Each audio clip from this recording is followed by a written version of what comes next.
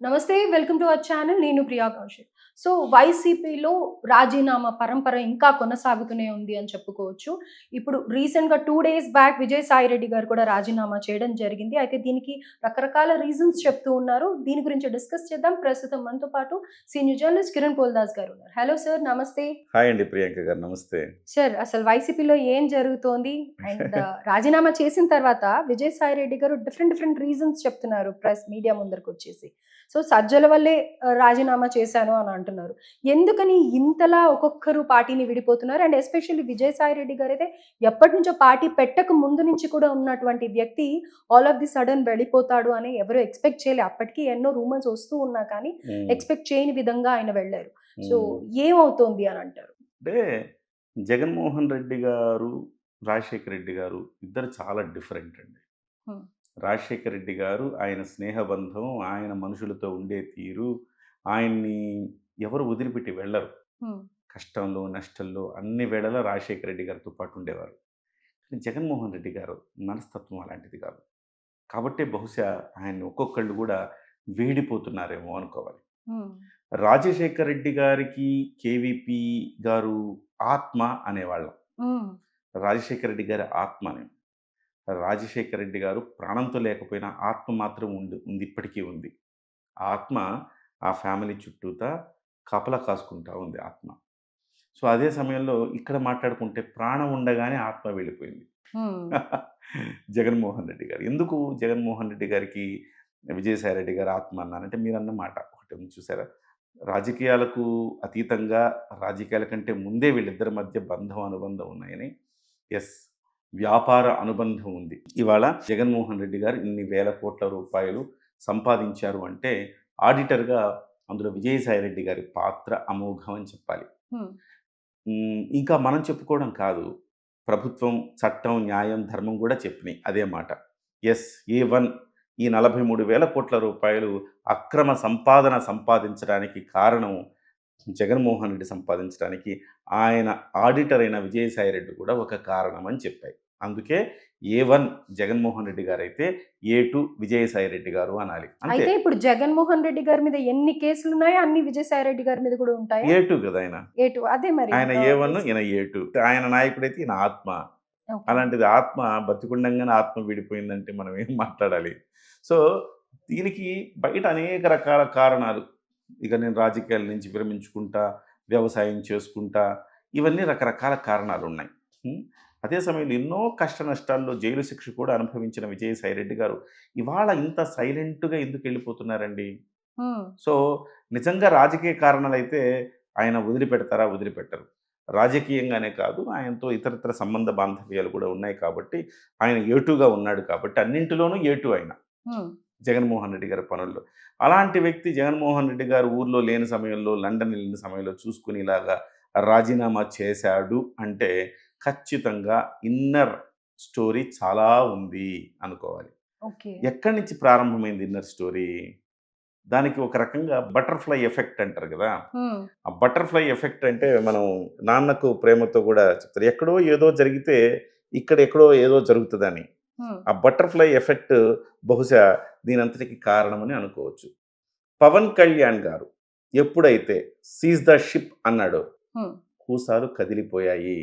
Okay. అందులో ఈయన పేరు కూడా వినిపిస్తుంది. 48,000 టన్నుల అక్రమ బియ్యాన్ని ఆపేశాడు. సీజ్ ద షిప్ అనంగానే పోర్ట్ వ్యవహారం తీగ లాగితే డొంక కదిలినట్టుగా మొత్తం పోర్ట్ వ్యవహారం మొత్తం బయటపడిపోయింది. హ్మ్. ఎవరిది ఈ పోర్టు? ఎందుకు ఇంత అక్రమ రవాణా జరుగుతుంది? ఎవరు దీన్ని అనుమతించింది? ఎవరయ్యా కేవీ రావ్ అంటే ఎవరయ్యా అంటే, మహాప్రభో నా షేర్లు 42% వాళ్ళు రాయించుకున్నారు మహాప్రభో నాదేమీ లేదిప్పుడు. నన్ను బెదిరించి ఈ రకంగా నన్ను రాయించుకున్నారు. సో, ఇందులో వైవి సుబ్బారెడ్డి కొడుకు విక్రాంత్, అలాగే విజయసాయిరెడ్డి గారి పాత్ర ఉంది. వీళ్ళు నా షేర్లు రాయించేసుకున్నారు మహాప్రభో నా తప్పేం లేదు అని ఆయన శరణు వేడాడు. హ్మ్. శరణు వేడితే చూడండి గుట్టు చప్పుడు కాకుండా మళ్ళీ ఆయన షేర్లు ఆయనకిచ్చేసారట. ఓకే. అరబిందో రాయించుకుంది ఆయన షేర్లు. ఇప్పుడు అరబిందో నిర్వహిస్తోంది ఆ పోర్ట్‌ని. అంటే అరబిందో నిర్వహణలో ఆ పోర్ట్‌లో వేల టన్నుల అక్రమ బియ్యం రవాణా అవుతోంది. అంటే ఎన్ని వేల కోట్లు సంపాదించేసుంటారు వీళ్ళంతా గత 5 ఏళ్లుగా. హ్మ్. సో, ఇది తీగ లాగాడు పవన్ కళ్యాణ్ గారు డొంక కదిలింది. కేవీ రావు గారి విషయం బయటకొచ్చింది. కేసేశాడు. అరబిందో వాళ్ళొచ్చి మళ్ళీ ఆయన షేర్లు ఆయనకి ఇచ్చేశారు. ఇందుకు మరి విజయసాయిరెడ్డి పాత్ర ఏంటి? అంటే అరబిందో వాళ్ళు ఎవరో గాదు. విజయసాయిరెడ్డి గారు సాక్షాత్తు ఆయన కూతురినిచ్చిన బియ్యపు కుటుంబం అది. ఓహ్! ఓకే. ఈయన విజయసాయిరెడ్డి గారి అల్లుడు అన్నగారే శరత్ చంద్రారెడ్డి. ఆయనే అరబిందోకి హెడ్. హుహు. సో, ఇందులో అల్లుడి పాత్ర గూడా ఉన్నది. అల్లుడికి గూడా వాటాలు ఉంటాయి గదా! ఆటోమేటిక్‌గా అన్నదమ్ములకంతా ఉంటాయి ఆఫ్ గదా! కోర్స్. ఎండీ శరత్ చంద్రారెడ్డి అయినా గాని. ఆ శరత్ చంద్రారెడ్డి ఇప్పుడే గాదు. ఢిల్లీలో లిక్కర్ కుంభకోణంలో గూడా పాత్రధారి ఆయన. హుహు. కవిత గారు, శరత్ చంద్రారెడ్డి గారు వీళ్ళందరూ గూడా పాత్రధారులు అందులో. సో, అక్కడి నుంచి శరత్ చంద్రారెడ్డిని వెంటాడుతూనే ఉంది ఈ చట్టం, ధర్మం, న్యాయం. సో, ఇవాళ ఈ అంశంలో ముఖ్యంగా ఈ పోర్ట్ అంశంలో పవన్ కళ్యాణ్ గారు తీగలాగడం, డొంక కదలటం, అది అరబిందోకు చుట్టుకోవటం, అరబిందోకు చుట్టుకున్నది అక్కడ ఆగుతదా?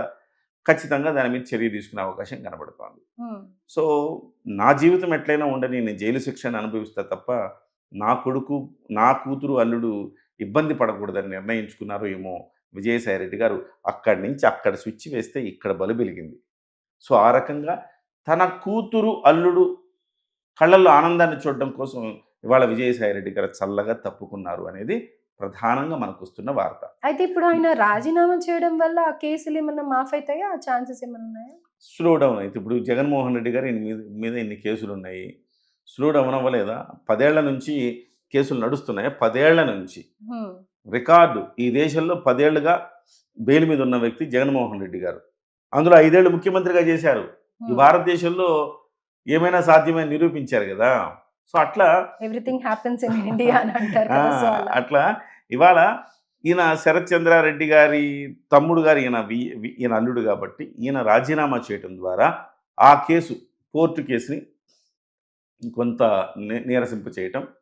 అదే సమయంలో రాజ్యసభ సభ్యత్వానికి రాజీనామా చేస్తే, ఆ సభ్యత్వం గూడా బీజేపీ ఖాతాలోకో, లేకపోతే కూటమి ఖాతాలోకో వెళ్ళిపోతుంది ఆటోమేటిక్‌గా. అయితే ఇక్కడ ఈయన రాజీనామా చేస్తూ సజ్జల వల్లనే రాజీనామా చేస్తున్నానని ఎందుకు చెప్పారు? రీజన్ ఏంటంటే ఇటీవల కాలంలో ఇక్కడ త్రిమూర్తులున్నారండి. సామంతరాజు, జగన్మోహన్ రెడ్డి గారి చక్రవర్తి అయితే సామంతరాజులకి పంచినట్టు ఇదంతా రాచరికం అండి జరిగింది. 5 ఏళ్లుగా జగన్మోహన్ రెడ్డి గారు చక్రవర్తి వర్యులుగా భావించారు. ప్యాలెస్‌లో కూర్చోవడం, ఈయన ఆర్డర్‌లు ఇవ్వడం మాత్రమే. చక్రవర్తి నిజంగా బహుశా జగన్మోహన్ రెడ్డి గారికి ఆ మాన్యువల్ ఉండిపోతారేమో అనుకుంటా. 'పుష్ప' సినిమా చేశాక అల్లు అర్జున్ గారు నేను నిజ జీవితంలో కూడా 'పుష్ప' అని ఎలా అనుకున్నారో, జగన్మోహన్ రెడ్డి గారు కూడా ప్యాలెసుల్లో ఉంటూ నేను చక్రవర్తి అనుకోవటం ఆయనకు అలవాటేమో. ఎందుకంటే బెంగుళూరులో కూడా ఒక ప్యాలెస్ ఉంది. హ్మ్. హ్మ్. సో, ఆ ప్యాలెస్ రాజకీయాలు చాలా ఉంటాయి. ప్యాలెస్ కథలు చెప్పుకుంటారు ఆ ప్యాలెస్ గురించి. ఆ తర్వాత ఇక్కడ కూడా ఒక ప్యాలెస్ కట్టుకున్నారు కదా! ఆ ప్యాలెస్ నుంచి బయటికి రారాయన. హ్మ్. తెరల మధ్య మాత్రమే తిరిగేవాడు. సో, ఆయన రాచరికానికి అలవాటు పడి సామంతరాజులకి రాజ్యాలు అప్పగించాడు. హుహు. ఒక సామంతరాజు వైవి సుబ్బారెడ్డి. రాయలసీమనంతా ఏలుకో అన్నారు. ఒక సామంతరాజు సజ్జల రామకృష్ణారెడ్డి మధ్యలో ప్రాంతాన్ని ఏలుకో అన్నారు. ఇంకో సామంతరాజు ఏమంటే విజయసాయిరెడ్డి ఉత్తరాంధ్ర అంతా నీవు పంచుకో అన్నారు. పంచుకో, దోచుకో, పంచుకో, దోచుకో, పంచుకో. సామంతరాజు కప్పం కట్టాలక్కడ. ఓకే. ఆ రకంగా చేశారు. విజయసాయిరెడ్డి గారి మీద చాలా ఆరోపణలొచ్చినాయి. మొత్తం అనేక భూములు కబ్జా చేశాడు ఉత్తరాంధ్రలో అని అనేక రకాల ఆరోపణలొచ్చినాయి. అదే సమయంలో ఈ సామంతరాజుల మధ్య పడేది గాదు. ఎవరు ఎక్కువ క్లోజ్ అవ్వాలి? హ్మ్. ఎవరికి? జగన్. జగన్మోహన్ రెడ్డి గారికి. సో, ఆ రకంగా ఒక సామంతరాజు మీద పితూరీలు చెప్పుకునేవాళ్ళు. ఇందులో వైవి సుబ్బారెడ్డి అంటే స్వయాన బాబాయ్ ఆయనకి. కాబట్టి ఆయనకు నో కాంపిటీషన్. హ్మ్. సో, ఆయన సామ్రాజ్యం ఆయనది. ఆయనకెవరు కాంపిటీషన్ కాదు. పోతే కాంపిటీషన్ ఇద్దరి మధ్య, సజ్జల మధ్య, ఈ విజయసాయిరెడ్డి మధ్య. ఎవరు దగ్గరుండాలి అని. సజ్జల రామకృష్ణారెడ్డి గారేమో భారతి గారి ఆశీస్సులతోటి విజయవంతంగా ఆపరేషన్ చేసి ఈయన్ని కొంచెం దూరం చేసే ప్రయత్నం చేశారు. హ్మ్. సో, హ్మ్. అందుకే ఒక దశలో ఆయనకి కొన్ని బాధ్యతలు తప్పించడము, పార్టీ కార్యాలయ బాధ్యతలు తప్పించడం ఇట్లాంటివి కొన్ని ఏవో జరిగినాయి. హ్మ్. జరిగితే ఆయన కొంచెం నా మీద కావాలని, నా పార్టీలోని కుట్ర చేస్తున్నారని ఒక అసంతృప్తి ఆయనకి గట్టిగా ఉంది. సో, ఇప్పుడు బయటకు చెప్పడమేమో ఈ అసంతృప్తిని చెప్తారు. సహజంగానే అసంతృప్తి ఉంది ఆయనకి. ఆ అసంతృప్తి వల్ల రాజకీయ సన్యాసం చేస్తారంటే అది తప్పు. హ్మ్. అసంతృప్తి వల్ల రాజకీయ సన్యాసం చేసే వ్యక్తి కాదాయన. హ్మ్. ఎన్నో సాక్రిఫైజులు చేశారు. జైలుకెళ్లారు. జగన్మోహన్ రెడ్డికి ఆత్మలా ఉన్నారు. ఈ చిన్న విషయాలకి రాజీనామా చేస్తారా? కాదు. పెద్ద విషయమే ఉంది. హ్మ్. కూతురి భవిష్యత్తు. హుహు. సో, దానికోసం దేనికైనా వెనకాడరు. సో, ఇప్పుడు ఇంకో కొత్త మాటలు కూడా వినపడుతున్నాయి.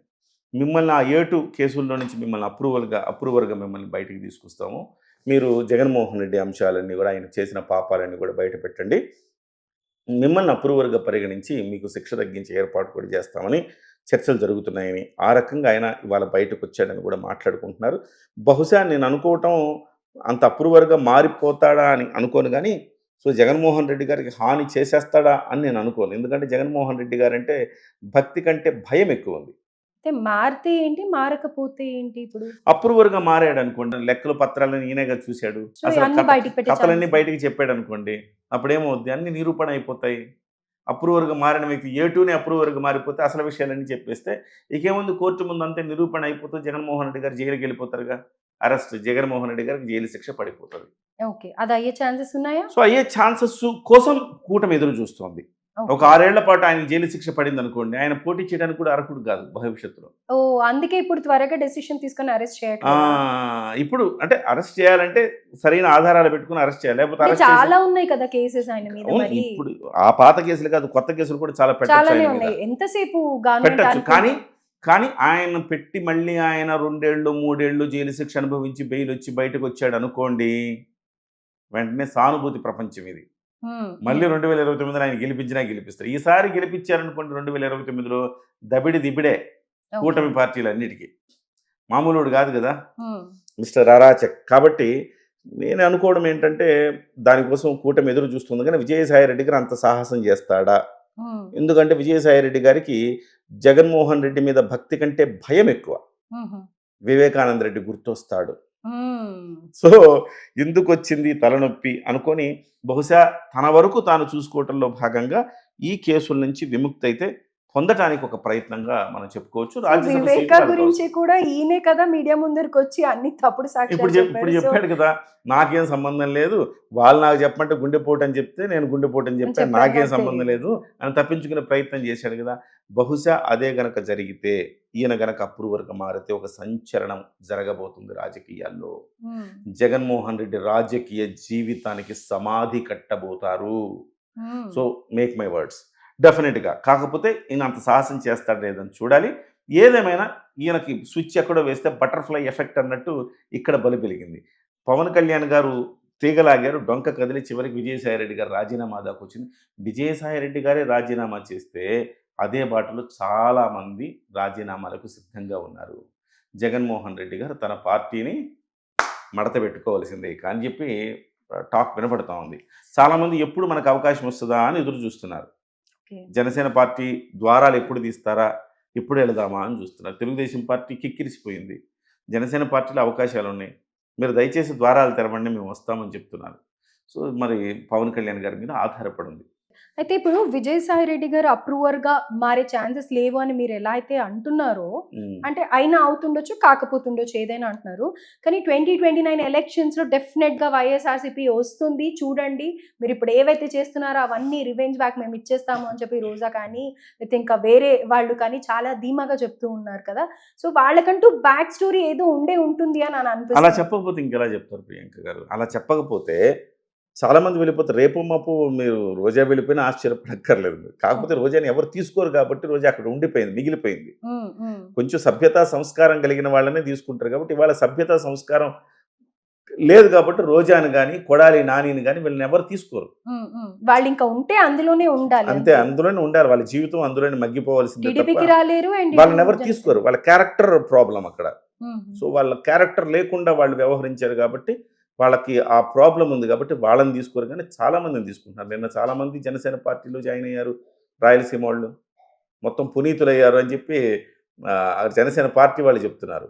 మీరు ఎక్కడి నుంచి నీళ్లు ఒకసారి స్వామివారికి అభిషేకిస్తే మళ్ళీ అది తీర్థమే అవుతుంది.